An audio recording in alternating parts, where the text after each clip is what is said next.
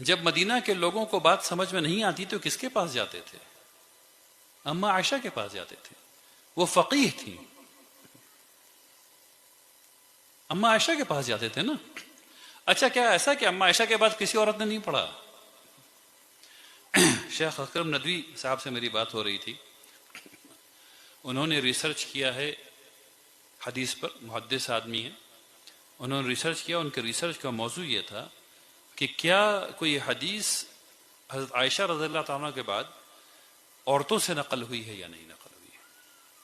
کیونکہ ہم لوگ کے پاس ایک مثال جو ملتی ہے ٹمٹماتی ہوئی، وہ بس حضرت عائشہ رضی اللہ تعالیٰ عنہ، ان کے بعد کوئی اور نام نہیں آتا. ٹھیک ہے نا؟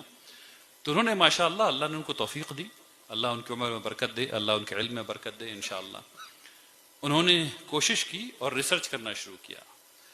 تو فائنلی یہ ہوا کہ وہ بیٹھے ہوئے تھے اور شیخ لا الہ الا اللہ یوسف قرضاوی رحمۃ اللہ علیہ کے ساتھ بیٹھے ہوئے تھے. انہوں نے کہا کہ یہ ریسرچ میں نے کر رہا ہوں.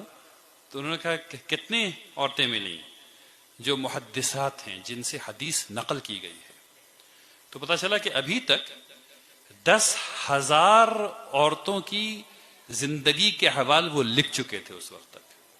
محدثات 10,000 محدثات جن سے ہم کو حدیث ملتی ہے، جو حدیث پڑھایا کرتی تھی، جو حدیث پڑھایا کرتی تھی، جو ہمارے ہاں علوم میں سب سے اونچے علوم میں سمجھا جاتا ہے. جو حدیث پڑھایا کتنی؟ 10,000. تب شیخ یوسف قرضاوی رحمۃ اللہ عنہ سے کہا کہ اب بس روک دو، پہلے اس کو شائع کر دو. تو وہ 43 والیوم پہ وہ کتاب شائع ہوئی ہے. 43 والیوم پہ وہ کتاب شائع ہوئی ہے. اس کا مقدمہ جو ہے وہ خود اتنا موٹا ہے. ٹھیک ہے.